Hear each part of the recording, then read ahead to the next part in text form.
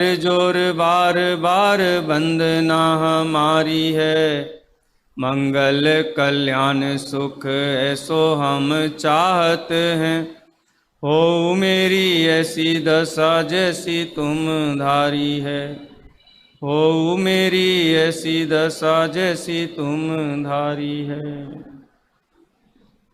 एकांतवाद दर्शन के धारी जग में बहु तेरे। नाना विकल्प युक्ति बना कर ज्ञान हरे मेरे। हो स्वच्छंद सब पाप करें सिर करता के लावें। कोई क्षिणक कोई करता से जग में भरमावे। वीत राग सर्वज्ञ दोष बिन श्री जिन की वाणी। सप्त तत्व का दर्शन जामे सबको सुखदानी।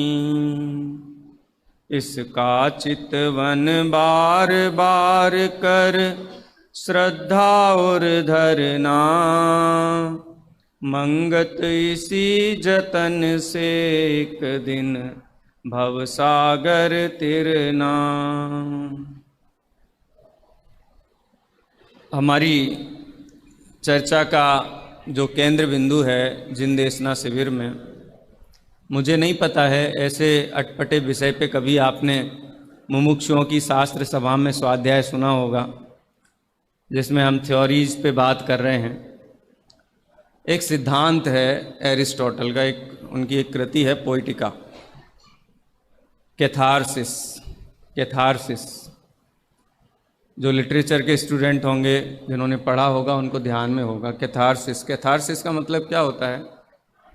इसको हिंदी में बोलते हैं विरेचन। हाँ, मुमुक्षुओं की सभा में एक दृष्टांत इसके संबंध में बहुत फेमस है। एक चींटी का दृष्टांत, जो चींटी नमक के पहाड़ पे रहती थी। विशाल भाई सुना है? नहीं सुना है? बहन जी ने सुना है। एक चींटी जो नमक के पहाड़ पे रहती थी और जिसको ऐसा लगता था कि जगत में एक ही स्वाद है, नमक, यही है सर्वस्व। उसकी मित्र दूसरी चींटी उससे मिलने आई तो उसने नमक के व्यंजन उसको परोसे। उसने जैसे ही चखा और थूक दिया, बोले ये क्या है? इतना खारा स्वाद? बोले तुम मेरे साथ चलो, मैं तुम्हें स्वाद क्या होता है ये बताती हूँ। गन्ने के खेत में वो चींटी रहती थी तो उसने बोला कि नहीं, ऐसा कोई हमने तो कभी देखा ही नहीं कि इसके अलावा भी कोई स्वाद होता है, यही स्वाद है। इसलिए वो पहली बात तो जाने को तैयार नहीं हुई। जब बहुत उससे कहा गया तो वो तैयार हुई जैसे तैसे, ठीक है मैं चलती हूँ, थोड़ी तैयारी कर लूँ। तैयारी करके वो उसके साथ गई। जब वो वहाँ पहुँची तो उसने नमक के गन्ने के छोटे छोटे टुकड़े उसके सामने परोसे और उसने उस गन्ने के टुकड़ों को खाया। वो बोला इसमें क्या अलग है, ये भी तो वैसा ही है इसमें क्या अलग है, ये भी वैसा ही स्वाद है। तो उसको आश्चर्य हुआ कि मैं जब वहाँ गई थी तो मुझे तो बहुत खारा लगा, एकदम से खाया ही नहीं गया मेरे से, और कह रही है तो वैसा ही स्वाद है। तो उसने कहा अपना मुंह खोलो जरा। हैं? हाँ, मुंह खोलो जरा। तो मुंह खोल के देखा तो वो नमक के ढेले मुंह में भर करके लाई थी। उसने बोला वहाँ कुछ मिला कि नहीं मिला, तो ले करके चलो। तो उसको पहले विरेचन करवाया। क्या करवाया? विरेचन करवाया। उसकी उल्टी करवाई कि पहले ये निकालो सारा कचरा मुंह में से। वो पूरा कचरा निकाल करके फिर उसने परोसा और उसने जब वो स्वाद चखा तो उसने कहा हाँ ये अद्भुत स्वाद है, ये कुछ अलग है। तो ये हमारी जो चर्चा है ना, उसी कैटेगरी की चर्चा है, थोड़ी विरेचन वाली। विरेचन माने कैथारसिस जरूरी है। जब तक आपका कैथारसिस नहीं होगा तब तक आपका स्वास्थ्य नहीं सुधरेगा। डॉक्टर भी करवाते हैं ना, बहुत कोई ऐसा बीमार हो, घबराहट हो रही हो तो उसको ऐसी दवाई पिलाते। कई लोगों को चौक हो जाता है ना, कभी फूड पॉइजनिंग हो जाता है और कुछ खाना खा लिया हो और वो एकदम से उसकी डकार भी नहीं आ पाती, स्वेलिंग हो जाती है यहाँ पर, और फिर वो क्या होता है, अंदर जो भी गैस बन रही है उसका प्रेशर आता है हार्ट के ऊपर, तो ऐसा लगता है हार्ट अटैक आया है। डिस्प्रिन खा लो, डिस्प्रिन से असर होता नहीं क्योंकि हार्ट अटैक तो था नहीं, वो क्या था, वो प्रेशर था, तो उसको विरेचन करवाया जाता है। तो ऐसे ही जब हम इन सिद्धांतों की चर्चा करते हैं तो कई लोग ऐसा विचार करते हैं, हालांकि किसी ने मुझसे कहा नहीं है, लेकिन मुझे ऐसा लगता है, कई लोग कहते हैं जब स्पेस मिशन होता है क्या ज़रूरत है करने की, घर घर पानी पहुंचा दो, अन्न पहुंचा दो, इतना ही बहुत है, करोड़ों अरबों रुपए जलाते हो रॉकेट चला करके, हैं दिवाली फुलझड़ियाँ छोड़ते हो। खैर वो एक अलग क्षेत्र है, इस क्षेत्र में भी हमको क्या आवश्यकता है इनकी आत्मा की चर्चा करो ना भाई, शुद्धात्मा की चर्चा करो, मैं शुद्ध बुद्ध एक त्रिकाली अजर अमर तत्व हूँ, इसकी चर्चा करो ना, ये हमारी चर्चा का केंद्र बिंदु है। मैं आत्मा हूँ ये मान लो तो सारे दुख दूर हो जाएंगे। लेकिन मानने में क्या अड़चन है, मान लो। विशाल भाई कितना है, अनंतर पूर्व क्षणवर्ती पर्याय जो मानने को तैयार नहीं थी, तत्समय की योग्यता रूप उत्तर क्षणवर्ती पर्याय उसमें मान लो, काम हो गया। फिर बाद में विद्या वृत्त से संभूति भी हो जाएगी, स्थिति भी हो जाएगी, वृद्धि भी हो जाएगी, फलागम भी हो जाएगा, सब हो जाएगा ना। ये मानने में इतना जोर क्यों आता है, ये मानने में इतना संकट क्यों आता है? ये मानता नहीं है, इसीलिए इस विस्तार में जाना पड़ता है। नयों के कितने भेद हैं, ये चर्चा परम भाव प्रकाशक नए चक्र में की गई। तो नयों के भेद सब्जेक्टिव हैं। कल तो बेचारा नहीं कहना चाहिए हमारी महिलाओं की टीम कल आईपीएल में क्यों मात हो गया पता है आपको? क्यों हो गया? हाँ क्यों हार गए पता है आपको? जीत जाते वो लोग उतनी ही बॉलों में। वही था कि जो बॉल आई थी फुल टॉस मारना था, छक्का, स्टॉप कर गए, दौड़ के 2 रन मिले और 1 रन से हार गए। छक्का कैसे मारना था? 7 बोल देते, 47 बोल देते। नए के भेद कितने हैं पता है? संख्यात, क्योंकि वचन विकल्प संख्यात है। यही नहीं रुके आचार्य, कहते हैं असंख्यात, क्योंकि जीव की मिथ्या मान्यताएं, जीव के विकारी परिणाम लोक प्रमाण संख्यात हैं। आकाश लोकाकाश में जितने प्रदेश हैं उतने प्रकार के इसके विकार हैं, इसकी भ्रांतियां हैं, उस अपेक्षा से संख्यात भेद हैं। वस्तु में धर्म कितने हैं विशाल भाई? अनंत धर्म हैं। तो नयों के कितने भेद हैं? अनंत भेद हैं। लेकिन नयों के भेद सब्जेक्टिव इसलिए हैं कि जीव को जितनी प्रकार की भ्रांतियां हैं उतने ही प्रकार के नए हैं। आपको जितने प्रकार की भ्रांतियां हैं वस्तु स्वरूप के संबंध में, उतने ही नयों का प्रयोग करके आपकी भ्रांति दूर हो जाएगी। और वस्तु स्वरूप के संबंध में भ्रांति दूर हो जाने पर आपको भी वो गन्ने का जो मीठा मीठा स्वाद है वो आने लगेगा। तो समझ लो भी ये एक नए का विषय था पूरा हमारा जो चल रहा था, इसको हम नए में कैटेगराइज कर सकते हैं। इस विरेचन की आवश्यकता है। 5 इंद्रिय के विषयों में सुख मानना, ये जो चींटी की जो भ्रांति थी ना, नमक वाली चींटी की, ये भ्रांति अधिकांश क्या मिथ्या दृष्टि जीवों में सर्व में ही है। पंडित दौलत राम जी ने उसको आदि पंक्ति में डिफाइन किया, उसको दूसरी ढाल में क्या डेफिनेशन है?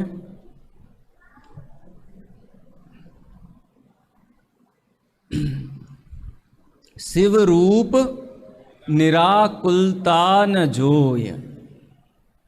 इसको लगता है मोक्ष में सुख है क्या? शिव रूप निराकुलता न जोय, वहां कोई सुख, कोई ऐसी, इसको स्वप्न में भी ऐसी कल्पना, ऐसा विश्वास, ऐसा ग्लिम्स ऑफ बिलीफ नहीं है कि वहां सुख है।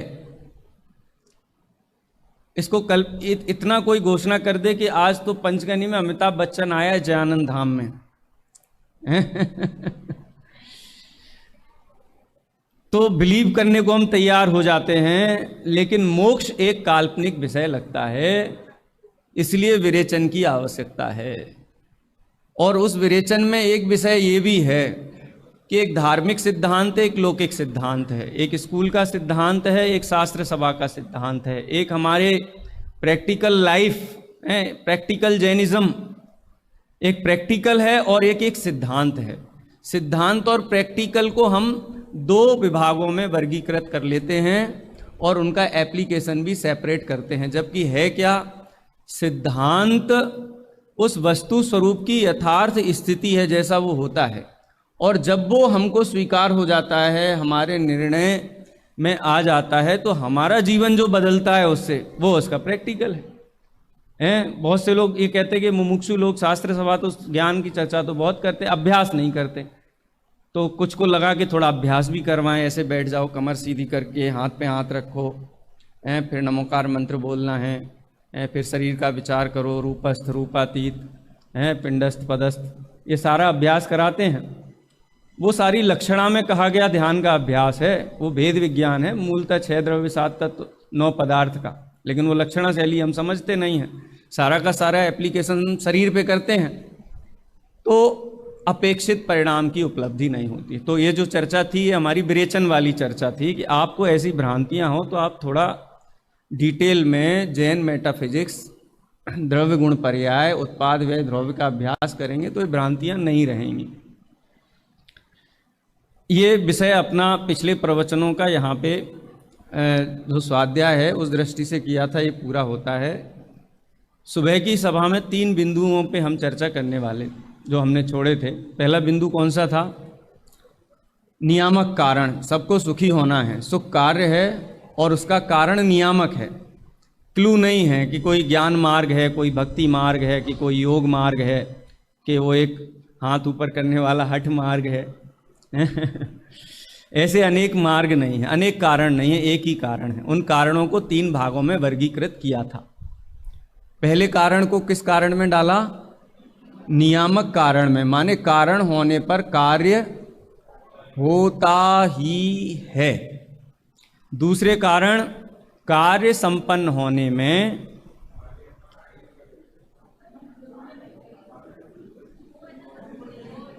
हाँ भाई साहब बता रहे हैं, बताइए भाई साहब, दूसरे नंबर वाला।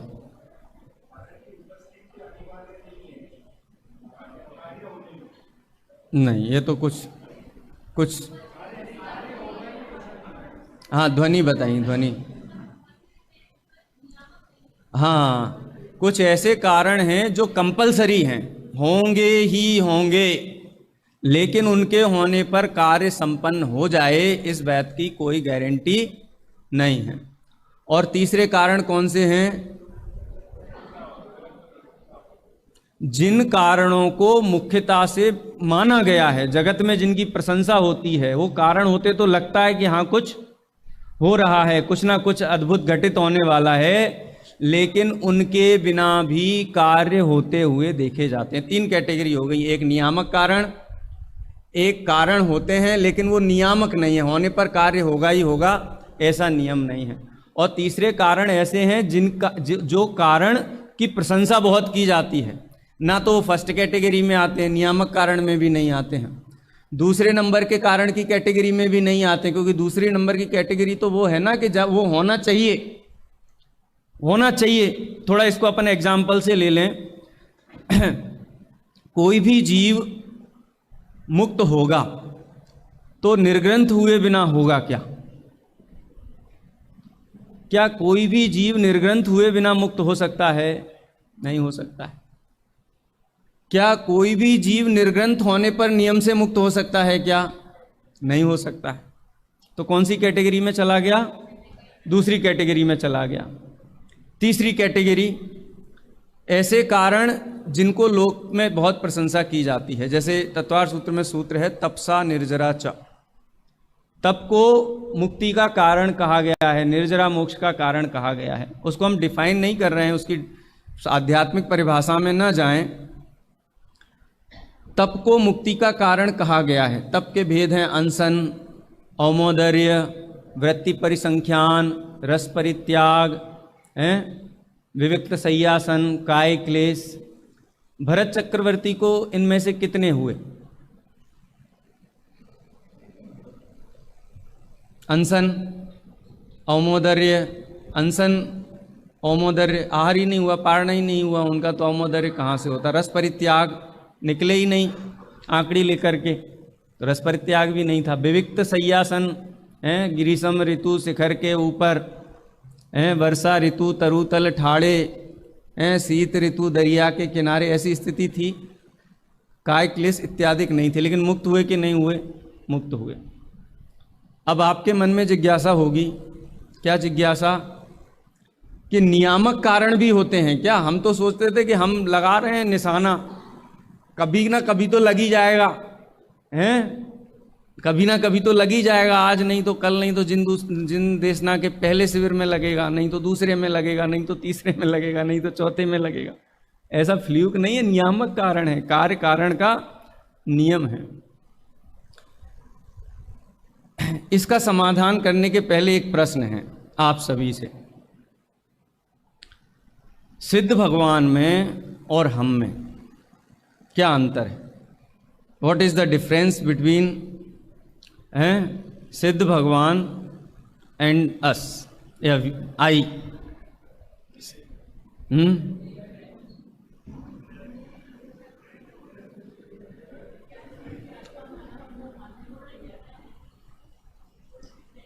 वो पूर्ण शुद्ध हैं और हम अशुद्ध हैं। और मालूम है, ऐसा देखना, इसको मिथ्यात्व कहा है।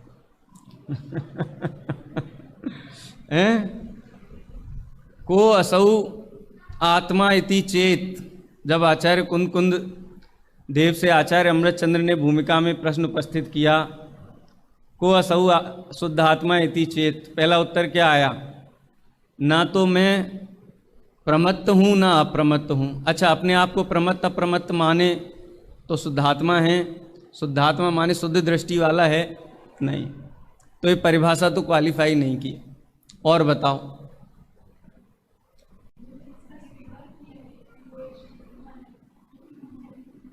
नहीं, हाँ ये ठीक है, एक थोड़ा प्रैक्टिकल अप्रोच पर चलते हैं, जो बहुत जैसा नियामक कारण वाली जो अप्रोच है ना, उस पर अपन चलते हैं। कुछ ऐसा बताओ कि जो काम सिद्ध भगवान कर रहे हैं और हम नहीं कर रहे हैं।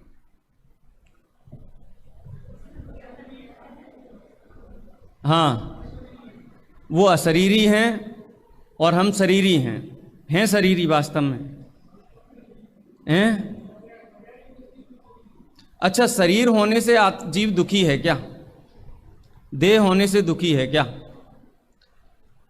बड़े दादा, छोटे दादा ने धर्म के 10 लक्षण में शौच धर्म के संदर्भ में बहुत कहा है कि हड्डी अपवित्र नहीं है, खून अपवित्र नहीं है, क्योंकि हड्डी के रहते, खून के रहते जीव सुखी हो जाता है, लेकिन उससे भी अलग एक चीज है जिसके कारण जीव सुखी नहीं होता है, पवित्र नहीं होता है।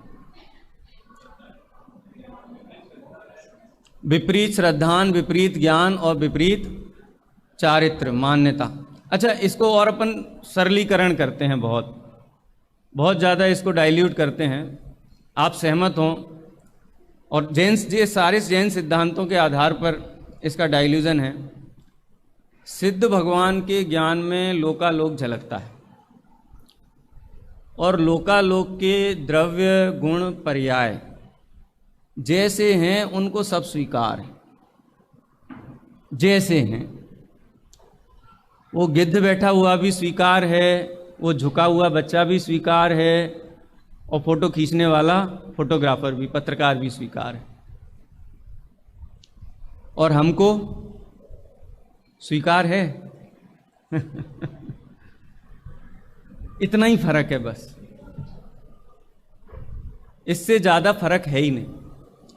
सिद्धों में और संसारियों के बीच में इतना ही फर्क है, सिद्ध भगवंतों को सर्व स्वीकार है, पलायन नहीं किया उन्होंने, सब केवल ज्ञान रूपी चक्षुओं से लोक को लांग करके अलोक को भी देख लेते हैं। द्रव्य गुण पर्याय की सहजता उनको स्वीकृत है और हमको स्वीकृत नहीं। अच्छा ठीक है ना, किसी की असहमति हो, ये जो डिफरेंस है, और ये डिफरेंस मैं नहीं बोल रहा हूँ, ये डिफरेंस आचार्य कुंद देव ने हाईलाइट किया, अनेक स्थानों पर हाईलाइट किया। प्रवचन सार की 80वीं गाथा में इसी को हाईलाइट किया है। जो जानदि अर्हंतम दवत्त गुणत्त पज्जयत्ते हिम सो जानदि अप्पाणम जादि मोहो तस् जादि खलु लयम। जो जीव अर्हंत को द्रव्य से, गुण से और पर्याय से जानता है, उसका मोह नष्ट हो जाता है। तो द्रव्य से जानने में तो हमको लगता है बढ़िया है, द्रव्य तो दोनों ही है ना, जो निगोद में सो ही मुझ में सो ही मोक्ष मझार, निश्चय भेद कछु भी नाही, भेद गिने व्यवहार, हमको कछु भय नारे जान लियो संसार। गुण के संबंध में भी सिद्ध भगवान में कितने गुण हैं, अनंत गुण हैं, ये हमको स्वीकृत हैं, और हमारे अंदर भी अनंत गुण हैं। इस बात को मानने में हमें कोई आपत्ति नहीं होती। लेकिन जब पर्याय की चर्चा आती है तो हम 80वीं गाथा के संदर्भ में क्या करते हैं कि हमको ये बात समझ में नहीं आती है कि ये पर्याय अपेक्षा वाली कैसे विवक्षा घटित हो, और यही सबसे बड़ा संकट है। यहीं आकर के जो गाड़ी है वो रुक जाती, यहीं क्लेश उत्पन्न हो जाता है। हम क्या करते हैं, फिर हम कंपेयर करते हैं, अनंत भगवान की पर्याय है वो शुद्ध पर्याय है, हमारी पर्याय है वो अशुद्ध पर्याय है, फिर हम वो उसमें चले जाते शास्त्रीय ज्ञान में। शास्त्रीय ज्ञान जिसको है ना, वो उनका ज्ञान कौन सा ज्ञान है, क्षायिक ज्ञान है। हमारा ज्ञान कौन सा है, क्षयोपशमिक ज्ञान है। वो कौन है, अशरीरी हैं। हम कौन हैं, सशरीर हैं। अरहंत तो चलो सशरीर हैं, तो हम कहेंगे वो परम औदारिक शरीर वाले हैं, हम औदारिक शरीर वाले। हमारी दृष्टि यहाँ जाती, यही सबसे बड़ी गड़बड़ है। और आप देखना प्रवचन सार की 80वीं गाथा की टीका अपेक्षाकृत कई गाथाओं की टीका की अपेक्षा बहुत छोटी है, 3 पंक्ति की टीका है, खाली 3 लाइन की। वहाँ पर क्या कहते हैं आचार्य देव, द्रव्य और द्रव्य के जो अन्वय हैं गुण, और उसके व्यतिरेक पर्याय, ये 3 शब्द लिए, द्रव्य, उसके अन्वय और उसके व्यतिरेक। द्रव्य के गुण और उसके व्यतिरेक पर्यायों को जो जान लेता है उसमें मोह नहीं रह सकता है।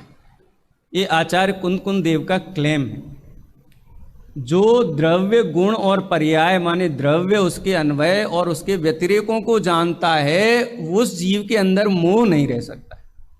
उसका मोह नियम से क्षय को प्राप्त होता ही है, ये आचार्य देव वहाँ कहते हैं। तो अरहंत सिद्ध भगवंतों में और हमारे बीच में एक ही अंतर है। वो अंतर ये है कि वो द्रव्य गुण पर्याय को जानते हैं और उनको रंच मात्र भी उसकी असहमति, अस्वीकृति नहीं है, और हमें उसकी स्वीकृति नहीं है। इतना ही अंतर है। अब ये गैप को हमको मैच कैसे करना है, एक पेज पे कैसे आएंगे बताओ, हैं? एक पेज पे कैसे आएंगे? देखो, ये धर्म जैन शासन के सिद्धांत, इसमें एलोपैथिक चिकित्सा नहीं है। ये आपको सर दर्द हुआ, डिस्प्रिन लिया और सर दर्द ठीक हो गया, नहीं होता ठीक,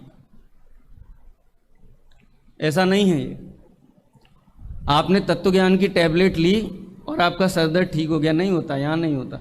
हो सकता है 2-4 भव तक सर दर्द चलता रहे, 2-4 भव लगे उसमें। हैं, आपको बुखार आया और आपने कौन सी टैबलेट लेते हैं, डोलो ले ली, हैं, और आपका बुखार चला जाए, नहीं होगा। यहाँ पे आपको घर पे आप जाओ ना, 3 दिन के शिविर के बाद में कोई अकेला आया हो मुक्त होकर के, श्रीमती जी नहीं आई हो, और घर गए आप वापस, आपका कोई सामान था नहीं मिल रहा है, और आप एकदम से कहाँ रख दिया, कहाँ रखा था, बोले यही शिविर में सीख करके आए। हैं, हो सकता है आपको चिड़चिड़ाहट हो, क्रोध हो, ये यहाँ ट्रीटमेंट नहीं है। ये व्यवस्था आपको समझनी पड़ेगी, वस्तु व्यवस्था, नहीं तो आप में सिद्ध बनने की पात्रता नहीं आएगी। आपको कभी ये प्रश्न उठता है, आज किसी से मैं चर्चा कर रहा था, आदिनाथ भगवान इस शासन परंपरा के, तीर्थंकर परंपरा के पहले तीर्थंकर थे। क्षायिक सम्यक दृष्टि, वज्र वृषभ नाराज सहनन के धारी, जन्म से ही गर्भ में ही कितने ज्ञान, 3 ज्ञान के धारी। जगत में कोई ऐसा कारण नहीं बनता तीर्थंकर को कि उन्हें झुकना भी पड़े। कभी ये मुद्रा नहीं होती तीर्थंकर की, होती नहीं लाइफ में। 8 वर्ष की आयु में इतनी क्षमतावान तीर्थंकर को दीक्षा का भाव नहीं आता है। बोलो केवल ज्ञान प्रकट कितने वर्ष में होता है? 8 वर्ष की आयु में होता है, लेकिन नहीं होता है प्रकट, नहीं होता है। असी मसी कृषि विवाह पुत्र, पुत्रों को भी शिक्षा, राजनीति की, देशों का विभाजन, ये सारा काम चलता रहता है। और हम चाहते हैं कि हमें गुस्सा आ रहा है, तुरंत हमारा ट्रीटमेंट करके दो, आप हमको 2 बातें तत्व की बताओ, हमारा क्रोध दूर होना चाहिए। कई लोग ये शिकायत करते, कल एक प्रश्न भी था कि हम बहुत पढ़ते हैं, सुनते हैं, समझते हैं माने समझे ना, समझते हैं माने आप जो कह रहे हैं उससे हम एग्री करते हैं, लेकिन आकुलता नहीं मिटती है, आकुलता नहीं मिटती है। आज गुरुदेव श्री के भी प्रवचन में बहुत सुंदर एक पंक्ति आई थी, क्रोधादि का आदर नहीं है। आपने अगर प्रवचन सुना हो, शांति का आदर है। ज्ञानी जीव को क्रोधादि का आदर नहीं है, शांति का आदर है। ये नहीं कहते गुरुदेव श्री के क्रोध नहीं आता है ये कोई गारंटी नहीं है। क्रोध आएगा, मान आएगा, माया आएगी, हो सकता है चक्र भी चल जाए, ये भी हो सकता है, और सम्यक दर्शन भी बना रहे। ये जैन तत्व ज्ञान समझ करके ये बात हमें समझ में आ सकती है, नहीं तो समझ में नहीं आएंगे। हम बहुत कॉन्ट्रास्ट में रह जाएंगे। हम गर्दन तो हिलाएंगे कि हाँ आपकी बात सही है, आप सही कहते हैं कि हाँ एक द्रव्य दूसरे द्रव्य का कर्ता नहीं है। अगर ऐसा मान लिया जाए तो क्रोध का कोई कारण नहीं रहेगा, लेकिन क्रोध फिर भी आता है। पंडित टोडरमल जी ने मोक्ष मार्ग प्रकाशक ग्रंथ में एक परिभाषित किया, क्रोध आदि परिणाम उत्पन्न ही क्यों होते हैं। तो क्या कहा वहाँ पर, किसी को याद है? क्रोध आदि भाव उत्पन्न क्यों होते हैं? राहुल, क्रोध क्यों आता है? हैं? मान क्यों आता है? माया का परिणाम क्यों आता है? लोभ का परिणाम क्यों आता है? अति राग से, अति द्वेष से। तो वो तो हमारा वो वाला हो गया, अनवस्था वाला क्वेश्चन होगा। अति राग अति द्वेष क्यों आता है? हाँ, पर पदार्थों तत्व अभ्यास के अभाव में, तत्व अभ्यास के अभाव में आपको वस्तु स्वरूप का ख्याल ही नहीं है। तत्व अभ्यास के अभाव में पर पदार्थों के प्रति इष्ट अनिष्ट बुद्धि होने से क्रोधादि कसाएं उत्पन्न होती हैं। क्रोधादि का जड़ क्या है? इष्ट अनिष्ट बुद्धि। जो बहन ने कहा ना, अति राग अति द्वेष, इसको बोलते हैं इष्ट बुद्धि अनिष्ट बुद्धि। इष्ट बुद्धि अनिष्ट बुद्धि क्यों उत्पन्न होती है? तत्व अभ्यास के अभाव में। इस जीव को तत्व अभ्यास नहीं है, तत्व अभ्यास के अभाव में होता है। और ये तत्व अभ्यास कब तक चलता है पता है आपको? कब तक चलता है तत्व अभ्यास? निर्णय होने तक नहीं चलता। आज बोला भी था, प्रवचन में आया था ना, आचार्य अमृतचंद्र देव की गाथा कलश है, भेद विज्ञान तः सिद्धा सिद्धा ये किल केचन अस्यैवा भावतो बद्धा बद्धा ये किल केचन।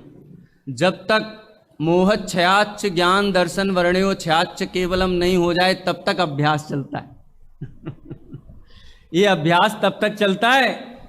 और ये अभ्यास शुरू कहाँ होता है? ये अभ्यास शुरू होता है देशना लब्धि से। प्रायोग्य लब्धि में चलता है, करण लब्धि में चलता है, श्रेणी में चलता है, 12वें गुण स्थान में चलता है, तब तक चलता है। और सूक्ष्मता से देखा जाए, शुक्ल ध्यान के संदर्भ में सूक्ष्म विषय हो रहा है थोड़ा, लेकिन जरूरी है। वैक्सीन आपको पसंद हो ना हो, शैली पसंद हो ना हो, लेकिन आचार्यों ने ये बात कही है। तो विरेचन होना इसलिए जरूरी है कि हमको ये वस्तु व्यवस्था के प्रति बहुमान आए कि ये वस्तु व्यवस्था जानना जरूरी है इस वस्तु व्यवस्था को जाने बिना विचार किसका करें, अभ्यास किसका करें। सिद्ध भगवान और हमारे बीच में इतना ही अंतर है कि उनको द्रव्य गुण पर्याय यथावत स्वीकृत हैं और हमको ये पर्याय की गड़बड़ी स्वीकार नहीं होती, हम रिएक्टिव हो जाते हैं हर चीज में। बोलो आपको स्वीकार है आप अगले भव में नरक में जाएंगे? स्वीकार है आपको? हैं? आपको ये स्वीकार है कि आप निगोद में जाएं? आपको ये स्वीकार है कि आप 3 दिन के शिविर में यहाँ पर आए और आपके घर का कोई ताला तोड़ करके सामान चुरा करके ले जाए? आपको स्वीकार है?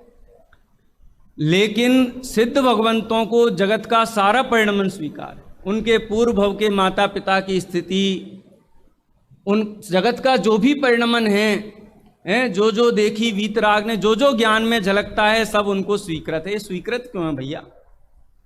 क्यों स्वीकृत है? कभी विचार किया है? और हमको क्यों अस्वीकृत है? तो आचार्य देव ने जो मोह का लक्षण बताया 83वीं नंबर की गाथा में, उसका स्मरण करने की आवश्यकता है। हमको द्रव्य गुण पर्याय का क्या नहीं है? ज्ञान नहीं है। ज्ञान होने पर श्रद्धान होगा। जब मैं ये कहता हूँ ज्ञान नहीं है, ज्ञान को भी 2 कैटेगरी में समझना चाहिए। ज्ञान नहीं है, एक तो वो ज्ञान होता है जो आपके कंप्यूटर को भी ज्ञान है। कौन सा वाला ज्ञान है? आपके मोबाइल में कितना ज्ञान है? इसमें समय सार भी है, प्रवचन सार भी है, पंचास्तिकाय संग्रह भी है, जितने शास्त्र अवेलेबल हैं सॉफ्ट में सब अवेलेबल हैं कि नहीं वहाँ पे? एक तो वो ज्ञान है। हो सकता है उस हार्ड डिस्क की जगह ये हार्ड डिस्क हो जाए, हार्ड डिस्क चेंज हो जाए। लेकिन जब ज्ञान शब्द का प्रयोग किया जाता है तो जो न्याय शास्त्र में जो परिभाषित किया है ना आचार्यों ने, वो ज्ञान लेना चाहिए। स्वपूर्वार्थ व्यवसायात्मकम ज्ञानम प्रमाणम। व्यवसायात्मक होना चाहिए ज्ञान, तब उसको ज्ञान माना है, नहीं तो ज्ञान माना ही नहीं गया है। व्यवसायात्मक होने का मतलब है कि जो विषय आपके ज्ञान में आया उसका निर्णय सहित ज्ञान होना, उसको प्रमाण व्यवसायात्मक ज्ञान माना गया है। आचार्यों ने उस व्यवसायात्मक ज्ञान की चर्चा की है। आचार्य कुंद देव ने ये क्लेम किया कि जिसको ज्ञान हो गया ना वस्तु स्वरूप का सच्चा, उसको मोह नहीं रह सकता। 86वीं नंबर की गाथा है, गाथा में बोलता हूं।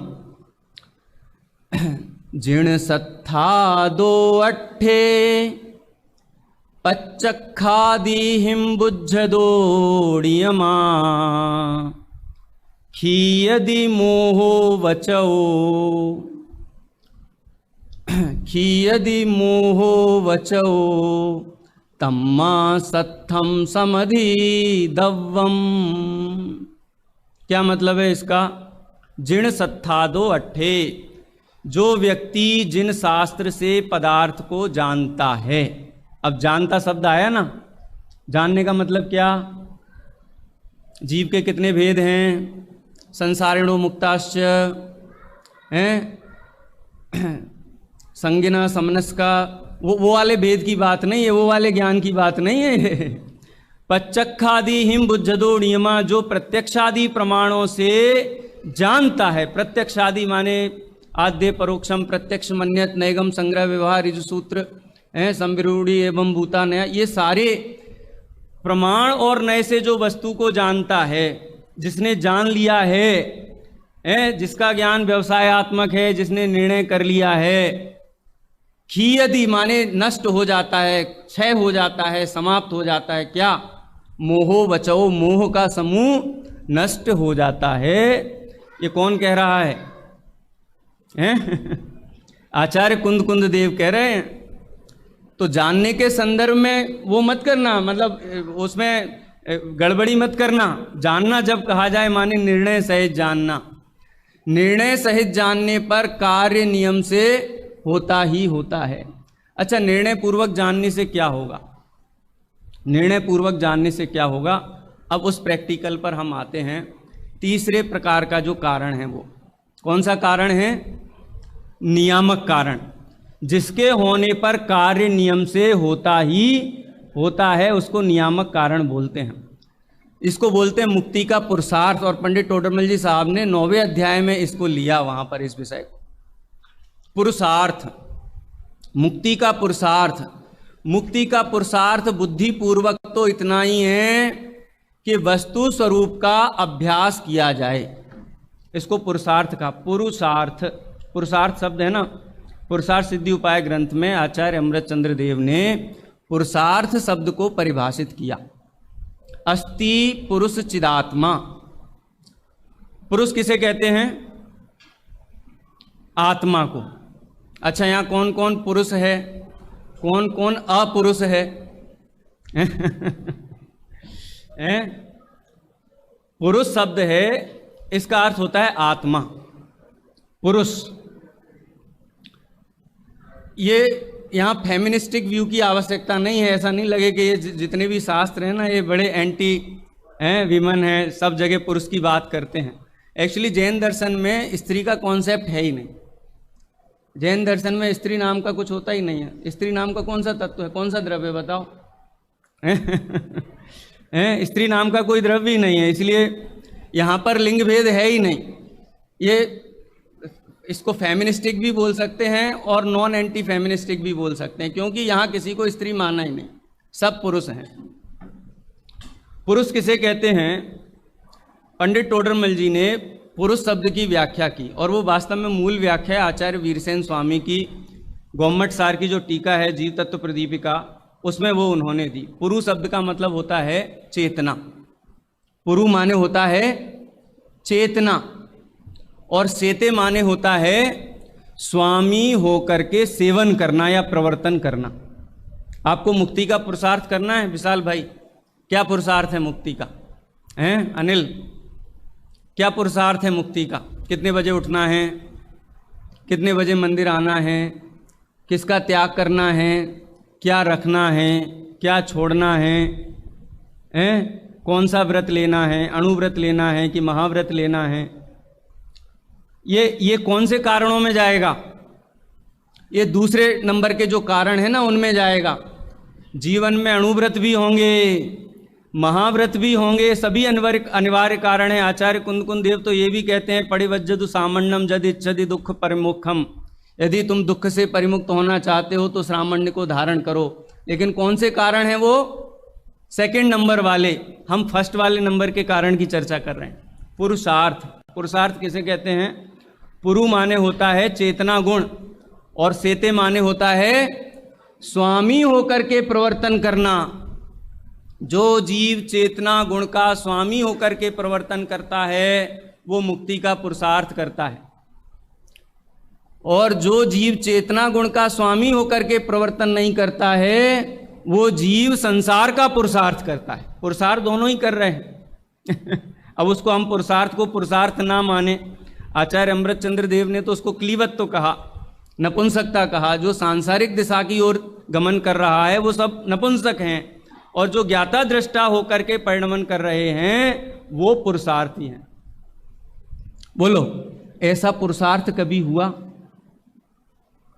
हम तो वो हैं कि हमारी गली में ना गड्ढा खोद रहा हो, म्यूनसिपालिटी वाले आकर के गड्ढा खोद रहे हो ना, हैं सफाई करने के लिए, तो हम खड़े हो जाते हैं, अरे वहाँ से खोदो। हैं अरे मिट्टी इधर नहीं उधर डालो। हैं रायचंद कितने हैं हम लोग, हैं कहीं गड्ढा भी खुद रहा हो तो वहाँ ऐसा मजमा लग जाता है, सुझाव देने वाले मिल जाते हैं। आपको थोड़ा सर दर्द हो रहा हो, बोले थोड़ा सर दुख रहा है, तो हमको क्या आता है? अच्छा सर दुख रहा है, सुबह क्या खाया था, रात को नींद आई थी कि नहीं आई थी, फलानी टैबलेट ले लेना, जरा घूम जाओ, जरा सर दबा देता हूँ। बोलो, जगत का ऐसा कौन सा पदार्थ है जिसके प्रति हम रिएक्टिव नहीं हैं? बस में बैठे बैठे भी हैं जो व्यू दिखाई देता है लोनावाला में, इस खिड़की से बाहर वो वृक्ष दिखाई देते हैं, उनको देख करके भी हम रिएक्टिव होते हैं।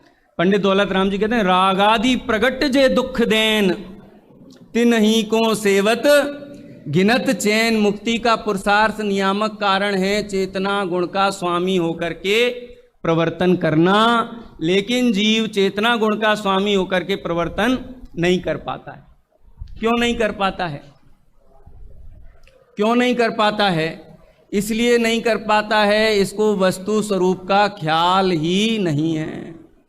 द्रव्य में कुछ नहीं किया जा सकता, गुण में कुछ नहीं किया जा सकता, पर्याय में भी कुछ नहीं किया जा सकता। पर द्रव्य की पर्याय में तो कुछ भी हस्तक्षेप संभव है ही नहीं, वहाँ तो अत्यंत अभाव है ही। दो द्रव्यों के बीच में अपनी होने वाली पर्याय में भी फेर फार नहीं किया जा सकता। जिनको ये बात स्वीकृत है वही मुक्ति का पुरुषार्थ कर सकते हैं, और द्रव्य गुण पर्याय की स्वतंत्रता, स्वाधीनता, नियतिपना ये बिना पदार्थ को जाने नहीं हो सकती। इसके लिए आपको जानना पड़ेगा, यू हैव टू नो, कुछ हो सकता है कि नहीं हो सकता है, कुछ वहाँ स्कोप है कि नहीं है। इसीलिए जैन आचार्यों ने, चाहे वो प्रथमा नियोग हो, चाहे चरणा नियोग हो, चाहे द्रव्यानियोग हो, चाहे कोई सा भी अनुयोग हो, अनुयोगों में द्वादशांग का भी कोई भी अंग हो, सब जगह द्रव्य गुण पर्याय की ही चर्चा की है। प्रथमा नियोग में मेरी रिसर्च का ये विषय रहा है, महापुराण में धर्म और दर्शन। आचार्यों ने, विद्वानों ने पुराणों में भी द्रव्य गुण पर्याय व्यवस्था को समझाने के लिए ही परिश्रम किया। उनको कोई कहानी नहीं सुनानी है आपको। तीर्थंकर तो अनंत हुए, अभी 24 के नाम रटा करके कल्याण नहीं होगा, लेकिन द्रव्य गुण पर्याय का परिचय हो जाएगा तो नियम से जीव का कल्याण होगा। अच्छा, द्रव्य गुण पर्याय की व्यवस्था जान लेने से क्या लाभ होता है? एक छोटा सा दृष्टांत है, उसके माध्यम से अपन बात पूरी करते हैं बस। द्रव्य गुण पर्याय की व्यवस्था, विश्व की व्यवस्था कैसी है? कैसी है? सहज है, कहीं कोई भी हस्तक्षेप संभव नहीं है, कहीं भी कुछ भी फेर फार करना संभव नहीं। लेकिन अज्ञानी जीव हमेशा फेर फार के चक्कर में लगा रहता है, इसीलिए अज्ञानी जीव दुखी है। हमारे वीर सागर जी भाई साहब एक दृष्टांत देते हैं इस संदर्भ में कि एक नगर था जिसका नाम था सदानंद नगर। हैं, क्या नाम था? सदानंद नगर।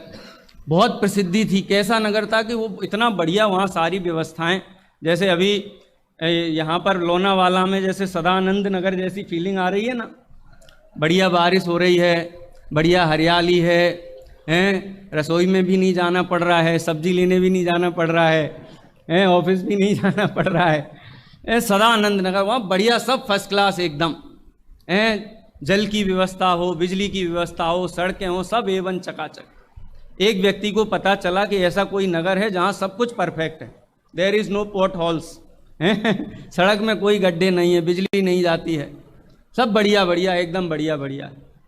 तो उसको जिज्ञासा हुई, वो गया वहाँ पर और देखा उसने तो सब बढ़िया एकदम, कहीं कुछ भी करने की, टच करने की ज़रूरत नहीं, एकदम सही व्यवस्थाएं सारी, सभी टाइम पे सभी चीज़, सभी एकदम सभी चीज़ें डिसिप्लिन में। Best of the administration, best of the judiciary, best of the democracy, सबको स्वाधीनता, स्वतंत्रता। तो उस व्यक्ति को लगा कि कुछ लोगों का इंटरव्यू लिया जाए यहाँ पर। तो कुछ लोग आते जाते दिखाई दिए, तो उनको बोला भाई साहब आपसे ज़रा बात करनी है। तो बोले हाँ बोलो क्या है? कि बोले आप यहाँ सदानंद नगर में रहते हो, हैं, तो आप तो बहुत सुखी होगे। तो बोलते काहे के सुखी हैं? काहे के सुखी? बहुत परेशानी है, बहुत संकट है। बोले क्या संकट है भाई साहब?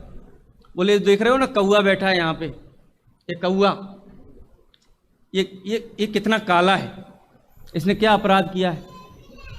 ये हंस देखो एकदम सफ़ेद है, और ये कौआ देखो तो काला है एकदम से, हैं, इसने क्या अपराध किया है?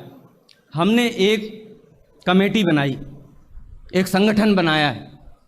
उस संगठन का नाम है काक वर्ण परिवर्तन समिति। एक हमने समिति बनाई है काक वर्ण परिवर्तन समिति, और हमने ये ठाना है कि तब तक हम चैन नहीं लेंगे जब तक इस कौए को सफ़ेद नहीं कर देंगे। हमने दूध छोड़ दिया, हम में से कोई दूध नहीं लेता, हमारे संगठन का ये नियम है सदस्यता का कि कोई दूध नहीं पिएगा, कोई दूध नहीं पीता है। सारा का सारा दूध हम उस प्लांट में भेजते हैं, उस फैक्ट्री में भेजते हैं, उस वर्कशॉप में भेजते हैं जहाँ पर कौओं को सफ़ेद करने के प्रयोग किए जाते हैं। उनके अंडों को उसी से धोया जाता है, उसी से उनको हैच किया जाता है, और फिर हम इसी में लगे हुए। बोले कितने वर्षों से काम कर रहे हो? बोले कि जब से हमारे पिताजी ने हमको सौंपा है तब से हम कर रहे हैं, हमारे पिताजी भी यही काम करते थे। तो बोले अच्छा, ये तो बहुत है, आपके करुणा दया का भाव है। तो आपको सफलता तो मिली होगी, एक आध कौआ तो सफ़ेद बन के निकला होगा। बोले अभी तक तो नहीं निकला है, लेकिन हमने हार नहीं मानी है, हमने हार नहीं मानी, हम लगे हुए हैं। हमारे हजारों लोगों ने अपना जीवन पूरा इसमें लगा दिया, रिसर्च करने में, हैं, लाखों करोड़ों रुपया खर्चा कर दिए, और हमारा ये संकल्प है कि हम तब तक नहीं रुकेंगे जब तक कौए को सफ़ेद नहीं कर देंगे। तो उसको लगा कि बड़ा है उद्यमी व्यक्ति है, उसको लगा किसी और का इंटरव्यू लिया जाए। हैं भाई, ये समिति वाले दुखी होंगे, कोई इस समिति के नॉन मेंबर्स भी तो होंगे, जो नॉन मेंबर्स होंगे वो तो सुखी होंगे। तो एक दूसरे के पास गया, बोला कि ये बताओ कि आप तो सुखी हो भाई साहब। तो बोले काहे के सुखी हैं, काहे के सुखी? आपको पता है ये नीम का पेड़, देखो नीम का पेड़ हैं, ये नीम का पेड़ इतना क्वालिटी है इसके अंदर, इसके पत्तों में, छाल में, जड़ों में, तने में, सब में औषधि गुण भरे हुए हैं। ये नीम का पेड़ जहाँ लगा दो वहाँ व्यक्ति अस्वस्थ नहीं होता है। लेकिन अन्याय देखो कितना है प्रकृति का इसके साथ में, इसका स्वाद कड़वा कर रखा है, इसका स्वाद कड़वा कर रखा है। तो हमने एक संगठन बनाया है, निम्ब रस परिवर्तन संगठन, कि हमारा पूरा का पूरा संगठन इसके लिए समर्पित है। हमने नियम लिया है कि हम नीम को मीठा करके ही मानेंगे, और लाखों लोग हमारे इसके संगठन के सदस्य हैं। और हमारे संगठन की सदस्यता का एक नियम है कि आपको शक्कर का त्याग करना पड़ेगा। कब तक त्याग करना पड़ेगा? कि जब तक ये नीम मीठा नहीं हो जाए। जो भी गन्ने हमारे खेतों में उगते हैं उससे शक्कर बनती है, सब हम उस प्लांट में भेजते हैं, अपनी फैक्ट्री में भेजते हैं, जहाँ पर नीम को मीठा करने का उद्यम किया जाता है। तो बोले अच्छा, बहुत अच्छा काम कर रहे हो आप, एक आध नीम तो मीठा हुआ होगा। कि बोले अभी तक तो सफलता नहीं मिली है, लेकिन हमने हार नहीं मानी। थोड़ा और आगे बढ़ा, एक व्यक्ति के पास और गया, तो उसको बोला कि भाई साहब सदानंद नगर में व्यवस्थाएं कैसी हैं? बोले क्या व्यवस्थाएं हैं, कोई व्यवस्था नहीं। आप ये देखो, इतना बढ़िया चमकदार हीरा है सामने हमारे, हैं, इतना सुंदर, इसकी करोड़ों की कीमत है, लेकिन जब हम इसको पानी में डालते हैं तो ये डूब जाता है। और लकड़ी देखो, कोई कीमत नहीं है उसकी, उसको पानी में डालो तो तैरती रहती है। तो हमने तो ये संकल्प लिया है कि जब तक ये हीरा पानी में तैरेगा नहीं, तब तक हम चैन से बैठेंगे नहीं। तो हमने एक संगठन बनाया है हीरक तारण समिति, कि हीरे को तैराया जाए। और हमने इसके लिए बहुत एक्सपेरिमेंट किए हैं, हमारे हजारों गोताखोर हैं, बहुत सारा मरीन इंफ्रास्ट्रक्चर हमने डेवलप किया है, और हमारे गोताखोर लेकर के जाते हैं समुद्र में, इस पे एक्सपेरिमेंट करते हैं। हजारों ने तो अपने जान न्यौछावर कर दी, बलिदान कर दी, लेकिन हम इस काम में लगे हुए हैं। उससे भी यही पूछा कि सफलता मिली कि नहीं मिली? हैं राहुल, सफलता मिली कि नहीं मिली? तो क्या उत्तर आया कि अभी तक तो सफल नहीं हुए हैं, लेकिन हम हार नहीं माने। किसकी कथा है ये? स्वीकृति नहीं है, वस्तु स्वरूप के परिणमन की स्वीकृति नहीं है। लेकिन आश्चर्य तो तब होता है, सर्वज्ञ के शासन में आने के बाद भी, द्रव्य गुण पर्याय का अभ्यास करने के बाद भी, गणधर की गद्दी पर बैठने के बाद भी हमको पर्याय का नियतपना, पर्याय की स्वाधीनता की स्वीकृति नहीं होती है। उसके विरुद्ध अनेक तर्क वितर्क उत्पन्न होते हैं। वस्तु स्वरूप की स्वाधीनता स्वीकार किए बिना मुक्ति का पुरुषार्थ संभव नहीं है। ज्ञाता दृष्टापने का पुरुषार्थ संभव नहीं है। इसीलिए वस्तु स्वरूप को जानना अनिवार्य है।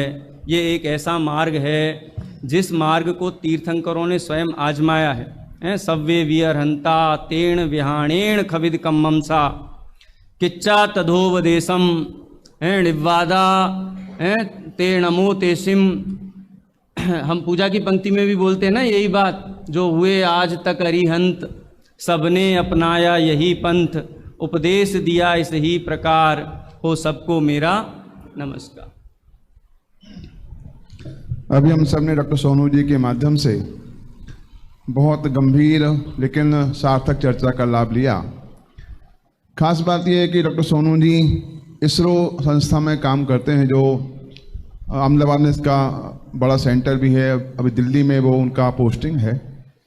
ये प्रारंभ से ही, जब से विद्यार्थी काल से ही बहुत रुचिवंत रहे, अध्ययनशील रहे और भावना ये थी कि जीवन भर यही काम करते रहें। और एक कहावत है, जैसी भावना होती है जाकी रही भावना जैसी, सो देखी प्रभु मूरत देखी तिन तैसी। तो इससे मान लो एक सामान्य पैटर्न पर उनकी भावना फलीभूत हुई, उन्हें जो सर्विस मिली उसमें फुल टाइम मिलता है उनको स्वाध्याय करने का भी। तो ऑफिस में भी जाकर के वो जितना मिलता है वहाँ भी यही काम करते हैं। तब वो ख्याल में आता होगा उनके स्वाध्याय में कितनी गहराई है। और अनेक अनेक ग्रंथों के उद्धरण के माध्यम से वो, उनकी भावना ये है कि मूल तत्व ज्ञान की बात जन जन तक पहुँचना चाहिए, इसलिए वो प्रयास करते रहते हैं। और अपनी सर्विस से जितना भी समय मिलता है छुट्टियों का, उसका उपयोग घूमने में नहीं करते, बल्कि जहाँ जहाँ भी अनुकूलता होती है और उनको आमंत्रण मिलता है वहाँ जाकर के भी इस सुंदर अभियान को चलाते हैं।